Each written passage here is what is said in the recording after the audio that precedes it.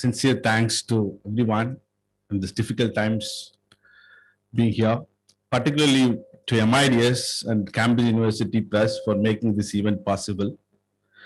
We are also equally thrilled to have our work evaluated by this spectacular set of scholars as panelists whose work I grew up reading, particularly Professor John Rees, Professor Batmi Swaminathan, and of course Narayan, Dr. Narayan, whose recent book was inspiration to us in many ways. And N. Ram's engagement and work on Tamil Nadu politics has a longer history, which you really got sense of it, reading those works.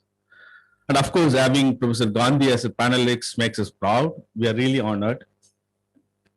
And given the set of questions and comments, definitely I also feel as it's a second PhD external asking questions. Of course, it's like a difference in the PhD program, but nonetheless, it's an amazing experience to get a feedback of our work from eminent scholars. I would like to state a few things before I get on to the comments. It was in fact Professor Chalapathy who insisted, as he mentioned in the beginning, of the need of this for a book like this. I should thank him here enough. And also countless bureaucrats and trade unions and the Dravidian and left party members volunteered their time and insights, which formed the basis for articulating some of the key arguments in the book. I would like to take this opportunity to once again thank them for their time and insights. I also would like to share the motivation, where this motivation comes from for the book. Of course, we've been working on the various aspects, but what was the need to bring the diverse work that we've been doing on Tamil Nadu to bring as a book? In fact, my PhD work has been the comparative political economy from infamous university called Jawaharlal Nehru University in Delhi. And Professor Bhaskar work has been cluster industrial clusters and other stuff in Tamil Nadu for a long time. But why we actually wanted to do this? There's something was called as we call as a popular narrative, which is I've been hearing in Delhi from friends and among others. Is always the state is portrayed as the one that dwells on film stars in politics, political dynasties, corruption, and also what is referred to as a culture of freebies in the state. But this is a broader picture one gets in the media and other stuff. But when you look at actual data, or data which economists use, like industry, education, the indicators that all panelists mentioned in our book, it's there, which gives a different perspective. Even the perception on the range of caste violences, range of gender violences, which we see one level in the cultural and media domain. But if you look at the hard facts of certain measurable development indicators, it shows completely different picture. So we are actually perplexed. How do we actually reconcile these two narratives that exist? These are something actually has motivated us. But after writing this book, actually we have more questions than the answers that we wanted to seek. In fact, it is about more questions now to deal with. But this is actually one I can call as one of the primary motivation of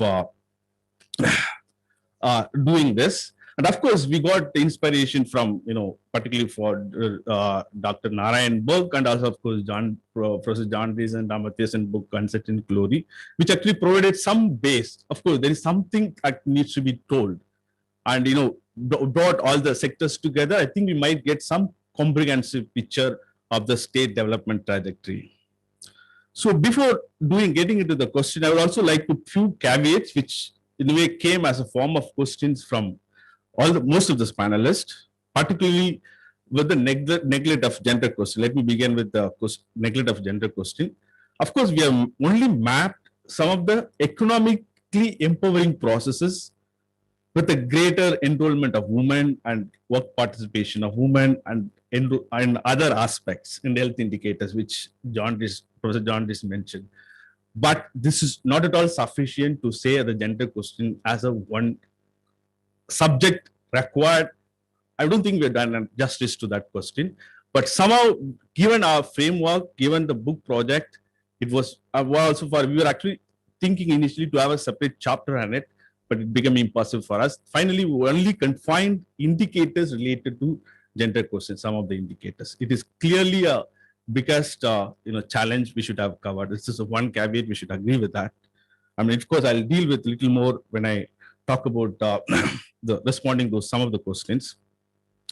Second, of course, which again I will deal little later, of the caste disparities versus caste violence. This is again another puzzle, because if you look at most of the indicators, which Professor Jaundice mentioned, enrollment ratio in higher education, and even if you look at the education pattern between the, if major criteria in Tamil Nadu, if you look at the Dalit versus non-Dalit as a criteria, it's literally actually more narrow down the gap. So most of the indicators, even some of the indicators, if you look at health indicators, in the state health indicators among the Dalits and the other lower castes is much better than if you look at the upper caste indicators in the North, particularly in the UP, which is also not just my work. This book says, it's also recent work, another book by, very recently came by Amit Aguja, who actually compared 4 state mobilization of the Dalit mobilization in India, which is Tamil Nadu, Maharashtra, Bihar, and UP.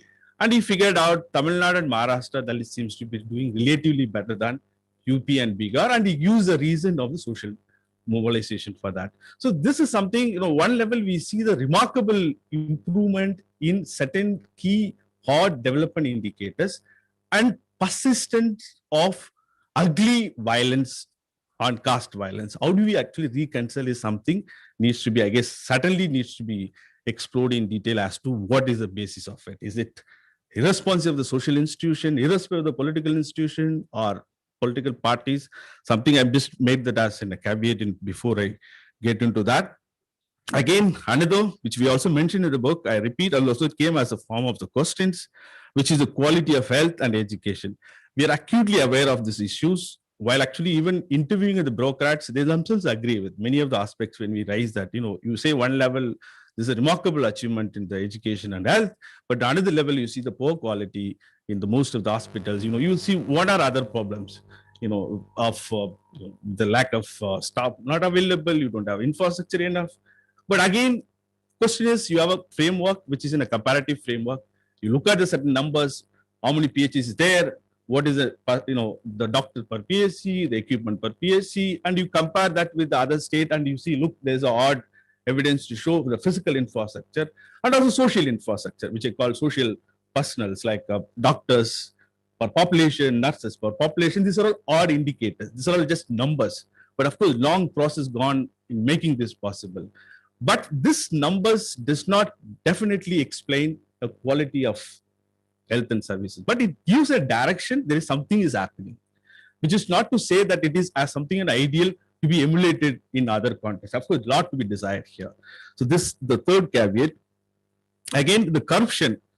Again, Tamil Nadu seems to be extremely paradoxical, because if you look at even including Professor Jaundice's recent data, which actually did with PDS leakages across states, and he actually shown that Tamil Nadu is the least leakages. In fact, we quoted from his data sets, actually tried to make a map from his data sets. We mentioned the source of it, which is actually Tamil Nadu has the least leakages in public education. Nobody would believe this if say that Tamil Nadu does not have a corruption in PDS. But actually it is true, which is just 4% compared to average of say in BR it is 68 or 72%.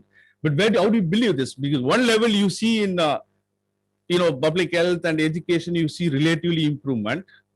And another level, the state is known as extremely rent-seeking, extremely what is known as crony populism, which is like a new word has been defined as politicians and the rent-seeking sector, the minerals come together, form, process a kind of electoral politics in the state. But another level, you also see certain sector doing extremely good, which arts data tells us. So again, we also have a puzzle as to how do we reconcile this image of being a state which is corrupted, rent-seeking, crony populism at one level, and the odd data tells, extremely relatively called as a performing in PDS, performing in public health, and because that gives, if you look at institutional delivery or even IMR, MMR, most of the indicators you would find relatively performing better. So how do we actually reconcile? Again, it's another puzzle that we also have after doing this. So this, having said this, let me move on to most important, which Dr. Narayan mentioned, again, this is my friend from economic also would ask, man, you have been telling a lot of things, Tamil Nadu. What is the evidence? What is the causality? How do you say this A actually causes B? So they, I mean, I've been dealing with my own friends. They would agree. No, you can't. You make a big claim, but you don't have enough evidence to show. This again because if there is no policy documents. If you look at say either Dravidian parties, either DMK or ADMK, which says as a blueprint, discuss in Politburo of their party, if there one exists, is that if you do this, things the A will lead to B, which is basically if you do invest in education or invest in health or invest in why even not invested in agriculture, which will lead to lead to the next level, which will have industrialization. Industrialization will lead to undermine caste. There is absolutely no document to suggest that.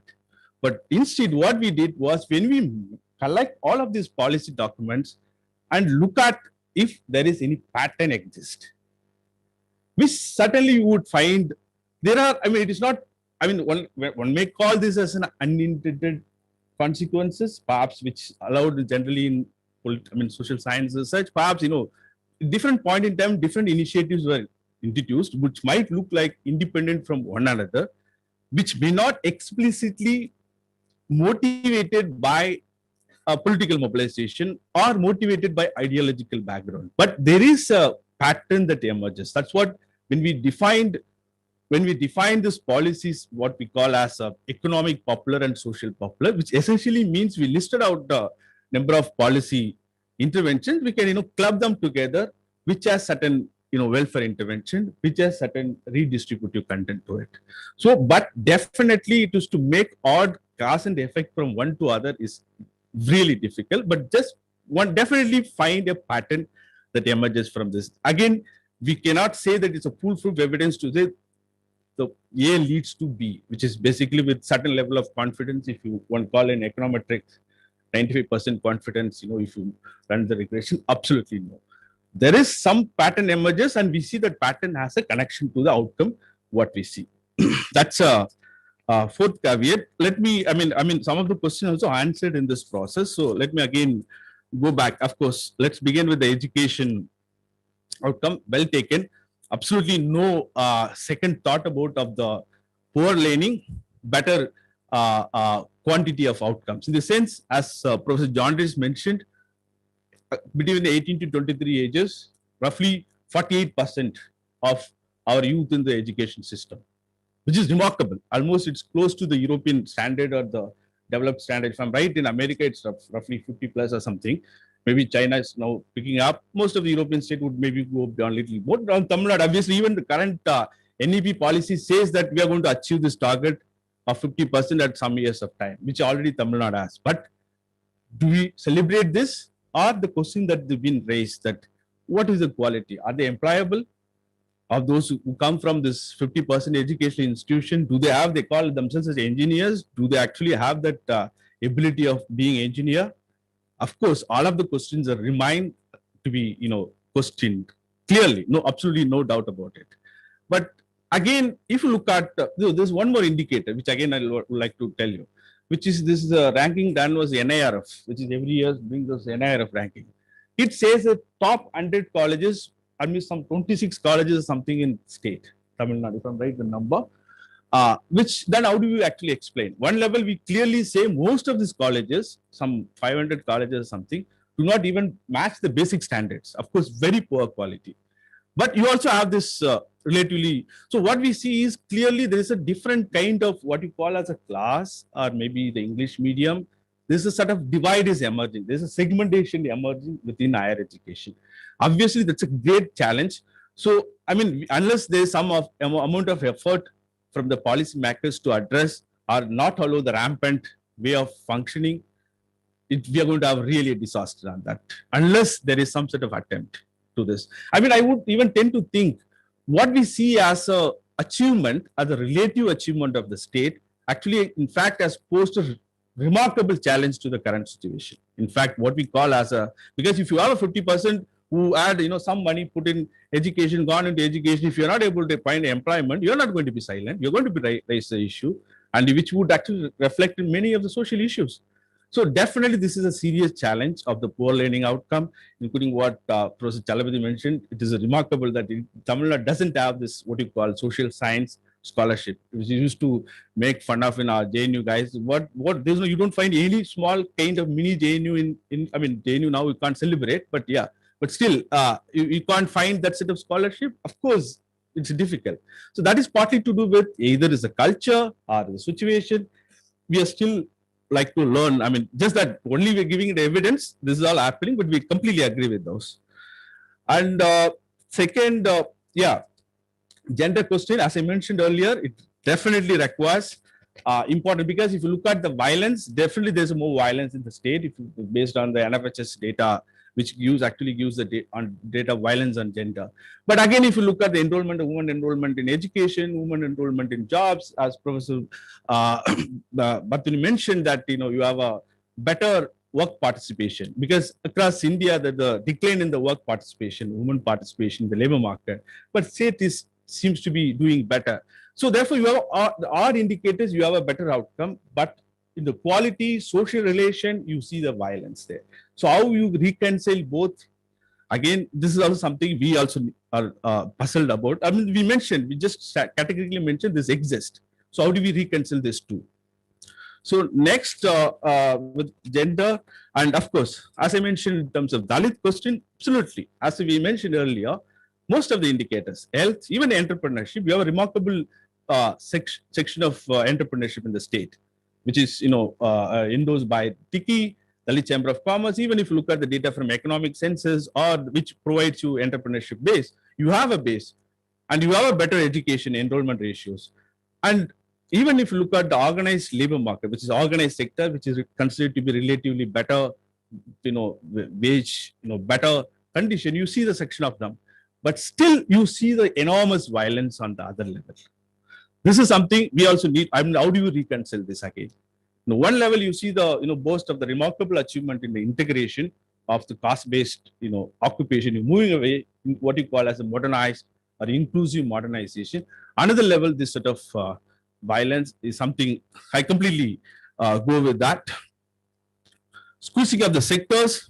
This is again, as I mentioned earlier, the agriculture is neglected. Is it a conscious decision of the neglecting and agriculture? Given the Dravidian framework, as senior most person, you spend most of his life in bureaucratic institutions. You would tell us better, but I completely agree with him. But still, I'm not sure of the one question. If you look at the broader, again, odd facts, look at the agriculture productivity. Tamil Nadu actually doing better. Can anyone imagine that Tamil Nadu agriculture productivity one of the best?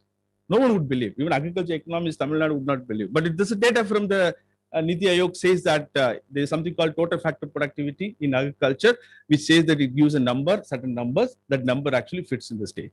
Of course, there are certain calculations gone. The economists do some calculation making this. But again, this is our data. So how do we then reconcile this? Obviously, look at the environmental resources kind of water, table has gone down. It's an enormous crisis. So again, this is linked to the third question, which I would call as what you call question of environment, which is now emerged as an important question because mineral resources, extraction of sand, and that we also mentioned in our book is some way works as an electoral functioning budget, which is very clear now. Where if you look at in India, most of the state, I think Tamil Nadu is one of the highest per candidate election expenditure. This is an average. Tamil Nadu candidates spends more money than most of the states. So where that money come from? Definitely this money come from what you call as a crony populism, rent seeking, other forms. So then how do we then reconcile this welfare? This is a big challenge. Obviously, then someone would defend. Most of the developing economy has gone through this phase. Look at the South Asian state, what you call they are called developmental state, some level of corruption, rent seeking works. But would that be sustainable, that set of model, longer run, at the cost of environment? I think it is a collective choice. What do you want to have with this? It's something I don't have anything, but it's factually true. What Dr. Narayan mentioned is factually true. And it's also factually true how it works in the other domain. So that that's said with the environment and sectors. Then the federal question. I would say one level, the I would say of the federal question, in fact, the Tamil Nadu has been forefront in terms of raising this federal question in terms of need. I mean, it's I don't know. I happen to work with one of the senior most person who was in the many finance commissions, and also in generally deals with. He's my one of mentor in Delhi.